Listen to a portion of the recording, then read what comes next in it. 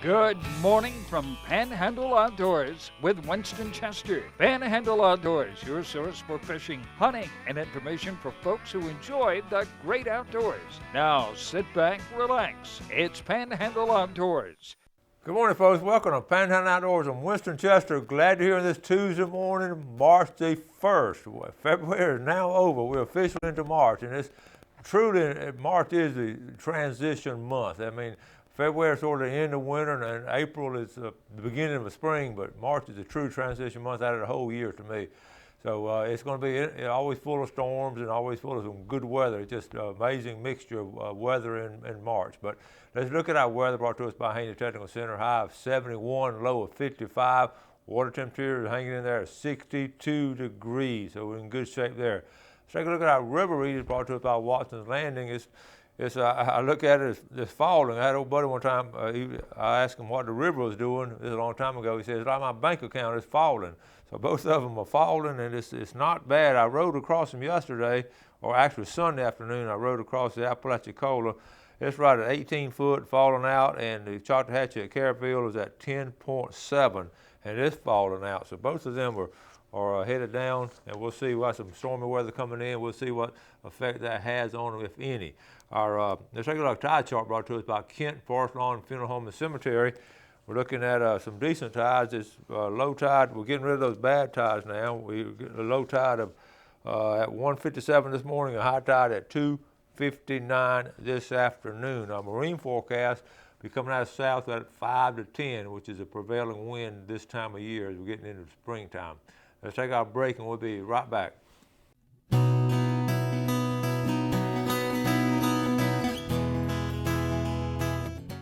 Hi, welcome back. Glad you're with us this morning. It's exciting to start March off with such a great viewing audience like you folks, and we do appreciate the viewership. We've got some good pictures here. Let's start off with this one, red fishing. It was a good weekend for that. This is Dallas Shaw Sanders, and that, to me, that's almost a cover photo. This is Dallas' granddaughter of Bill and Peggy Shaw. She was in my class a little while back and loves to fish. And she said that kayak, that fish pulled her around, what her husband said. He watched the kayak being pulled around by that fish. That's a no-spot redfish. And she's excited, and that's genuine, folks. That's not posing right there. Genuine excitement. Dallas Shaw Sanders. Good job, honey. All right, next picture. Mandy Warren found this turkey track and got a circle there, and she said she's counting the days for turkey season. Mandy loves the turkey hunt, and a lot of folks were out this weekend, early Saturday morning, trying to hear some gobbling, and I know the turkey hunters are now getting ready. How about these bass fishermen? They're out and about. Bass are really starting to show up now, and some good pictures of good early spring bass fishing. This is Taylor McGuffin. He called that one on a jerk bait. Good job, Taylor. I got to show this to my students because on the left, your mom at home, okay, she's always fussing at you and all that, but then on the right side, oh, your mom in public at the grocery store saying hello to everybody. You'll have to be a mom to appreciate that. Okay, now how about a nice mess of fish? This is a nice mess of fish. It's from Grant Conyers up there in Bristol. Grant's dad, Donnie Conyers, was on the show with a dadgum pole. You remember that last year? They came on and talked about it, and that Grant caught these on a dadgum pole. Now, I'll tell you what Grant does. When you get into them, you catch a mess of fish. You can catch a tub full when you find them. Well, Grant now, that's all they wanted to eat that night. That's all he kept, and that's sort of what we all sort of going to now. Instead of just loading up the wash tub full, we're just sort of catching and going to keep what we're going to eat that night or something, or give somebody else a mess and keep a mess yourself. Good job, Grant Conyers. Conyers floor covering. How about a super triggerfish? Shasta Branson on Panama City Fishing. That is a nice triggerfish right there. Good picture. And let's see. I got one more. I sent this to my daughter because she's homeschooling her kids. If a homeschool mom is talking to herself, is she crazy or is it a parent-teacher conference? All right. I think that's all we got on pictures. Well, no, I got one more. How about another redfish? Brandon Major. Good job, Brandon Major. Pretty fish there. All right, and let's see. That's going to be. Well, let's do. Look at here. We got one more. All right, bring it up here. Ryan Huggins. Ryan's on here a lot. Ryan Huggins. Good job, Ryan Huggins. All right. That's going to wrap up the pictures. I wanted to also talk about, on yesterday's show, we had a really neat situation. We talked about, we had a deer count basically. Got some good interviews, and it was really a good weekend they had up there at Mike Miller's place. I was glad to be able to be a part of it, although I was limited in my amount of time. I had 3 things to do that day, but it was wonderful. And we had a young man singing, and I've got his website here. That was some great songs. It's Drew Ellis, okay? Go on, the young man singing on yesterday's video. Drew Ellis, he's got a tour of events coming up in March. He's got a place up in Nashville. He's a real deal now. That song he sang yesterday, he wrote that himself. So he'll be close to this area, in the Dadeville, Alabama area. That's close to this area. So anyway, I just want to mention the name, Drew Ellis. Give him a shot on the website and everything. Okay, also I got a note. They were asking me what, on the other day I showed the Fish Rules app. The app I did on fishing is called Fish Rules, R-U-L-E-S, Fish Rules app. Someone asked me sent me a text after the show what was the name of it. So it's Fish Rules app. Also, I got a report here from Victor Hathcote. I didn't get to talk about this Friday on the show. Victor Hathcote sent me a report on the Choctawhatchee River, so we want to look on the Choctawhatchee Bay. He said, Coach, I was out of town again. My fishing buddy, Terry Kendall, went out midday and found schools of trout and redfish already up on the flats. They were all keeper size. He released all but one nice trout that he invited home for supper. He's a nice guy that way. Love the show. Thank you, Victor Hathcote. That's sort of like a little midweek report on the Choctawhatchee Bay. Right there at midday. That was good news right there to get that. And speaking of some odd end things, the kayakers want to have some tournaments and all. And a lot of kayakers have started fishing their own little tournaments. Have been doing it quite some time now. Haven't just started it. But what they have what's called a CPR tournament. It's not cardiopulmonary resuscitation. CPR stands for catch, photo, release. And that's what these guys are doing. They have a route on, but we showed it in the last couple of years, but there are more people doing that now in kayak tournaments and all. CPR, catch, photo, and release. All right, let's take a quick break and we'll be right back.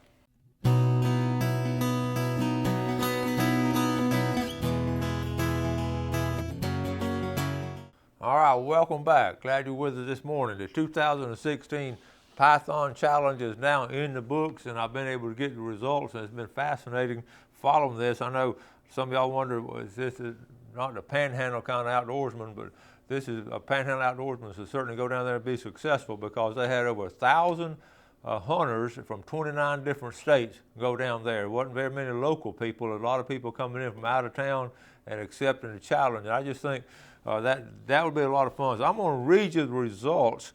It was considered just some of the results. It was considered a huge success. They had over, let's see, the total number is 106 pythons taken. So that's really good.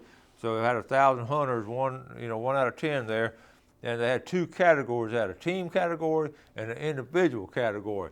And I'm going to talk later on in the week about when they dissected them, because each one was turned in. They dissected and found all kinds of things in them.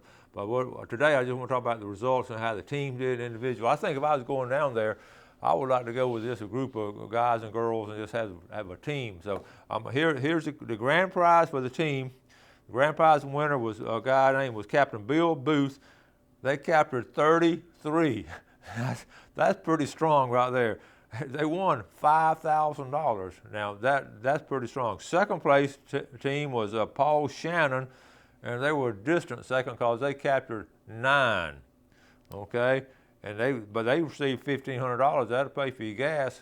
Well, I pay more than gas going down there. I pay for, most of those guys went down and stayed in tents and all. And all right, now the individual category, just going down there, being yourself, all by yourself, and going out there. Now, I wouldn't want to do that, because you're waiting around with some big gators and all kinds of stuff, because there's a lot of waiting down there. So the grand prize winner for the individual, this guy named Daniel Moritz, he got 13. That's not bad for one person. That ain't bad, is it, Jeff? One person getting 13 pythons, and he received $3,500. Second place was Steve Dascom, and he got 8, and he received $750. Now the grand prize for the largest category, I'm still, in the back of my mind, I'm still thinking about putting this on my bucket list. If some of y'all are interested in doing this next year, we might just jump in and do this. I'm going to find out more about it. You got to do a little bit of training, but I think you can do it online. The grand prize winner was Captain Bill Booth. It was a 15-foot long python, and he got $3,000. That team did. Okay, and the second place there was a 14-foot, so it's pretty close. Those 14, 15-footers are pretty strong down there. Actually, 14 foot 9 inches. It's 3 inches shorter. Got $1,000. And then the individual category for the largest was the same guy that caught 13, Daniel Monitz. He caught a 13-footer. 13-footer, 8 inches. Second place was a 13-foot, 7 inch, and they got $1,000 apiece. So it was and all the participants received a handcrafted woodman's pal land clearing tool. And you imagine they put that to use, probably just trying to get back in there to them. So that's the Python report. Now the other night I was at a get together of a lot of good group of guys, and a lot of guys there. It was a cookout put on by one of our friend of ours, and ran a lot of people who came up to me, and we're just standing around and having hors d'oeuvres and all, and it was a really fun get together. And the guy came up, a lot of folks came up and said, "Hey, Coach, I really enjoy your show, watch your show." And a guy I've known for a long time, Sherwin Prowse, came up. You know, a lot of y'all know Sherwin. He's a builder here, and an avid outdoorsman, really good outdoorsman, good hunter. And we came up and started talking, and he was talking about how much he enjoys getting up watching the show. And I told him how much I appreciate it. I said, you know, you're like the fourth or fifth person to come over here in the last 30 minutes. And told me that. I said, y'all don't know how much I appreciate that. And he laughed. He said, well, we enjoy watching. I said, I don't know why. I don't know why why everybody likes to watch us a little rinky-dink show. And he laughed. I'll never forget his words. He said, well, we just like rinky-dink stuff. And I started reflecting back on it, and it's true. There was a reason he used the term rinky-dink. There was a guy moved in from out of town, and he watched the show, and he said, what is that rinky-dink mess doing on TV? And they said they're going to show people how to put on the outdoor show later, so they worked on that. But anyway, I just got a kick out of it, and what it is, it's just real people doing real things is what they say. Like yesterday's show, you know, we didn't show great kill shots of a 12-point buck and all, but we showed the real people doing it, putting it on, and participating, and over again I hear that, and I just appreciate it so much. And I had a great talk with Sherwin, and he's a good hunter, so and a lot of guys there. So anyway, I appreciate y'all watching this Rinky Dink show. It means a lot to me, and it means a lot to our sponsors. We're going to keep working hard on it. You send your pictures in and send the stories in, and it's just good stuff. Okay, now I also want to mention the deer harvest. We're talking about, I talked with some guys too about what kind of year they had on deer hunting and all, and most of these were clubs. And the one guy I talked to, he said they had a below average year this year on the harvest. I got to thinking, let's do an informal survey of our viewers, and let's work on two things, sort of like the Python. Let's work on how y'all did individually, and also how you did as a club. And just sort of send me a text or call me or email or something and say, hey, Coach, this year, there's 3 categories. We were below average, we had about an average year, or we had an above average year. And I like to just get an informal, it's not going to be a scientific study, and see how everyone done. I think I've heard from 2 different clubs, one the other night, then one earlier, that one club now did real well. And so it's just, I think, according, and a lot of times it's the factors. Like one club said there was a lot of logging going on, so the deer had moved around compared to where they had been in years past. So, and that's how they do. You have logging one year in one area, and it'll move them around. Then the next year, they're going to come back to that area. So it's fascinating how to watch it. You're going to have logging, you know, we've historically had it from day one in hunting, and we'll always have it. It's you know, good farming, good tree cutting, and all that. It's just part of the game. So anyway, let's go about that. One other thing too, I was down in Daytona, Gail and I were in Daytona Beach, and I picked up the local paper. It's a news journal from Daytona Beach. On the front page, I read this fascinating article. I just had it was on the menu tonight, right here, I don't know if you read it, says on the menu tonight, target practice. And I started reading it, and there's a place down in Daytona that it's a hybrid. It's a combination of a shooting range, indoor shooting range, and a little restaurant. And it covered this reporter went with a group of ladies on a Friday night. They always get together on Friday night, this group of ladies, and they love, that's where they usually eat these fancy restaurants, but now they're going to the shooting range. They have a really nice meal, and then they go shoot, and you can actually, I thought, what a neat idea. And Daytona, you think about beaches and NASCAR and all, but there's some good outdoorsmen. I've been down there a bit. I had some friends down there.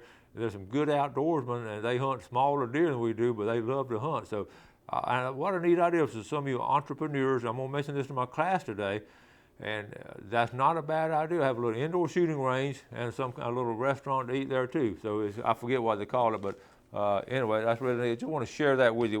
When I go out of town, I always love to get the local paper and read up what the local folks are doing. I've always done that. So anyway, let's go ahead and we'll take our break and we'll be right back.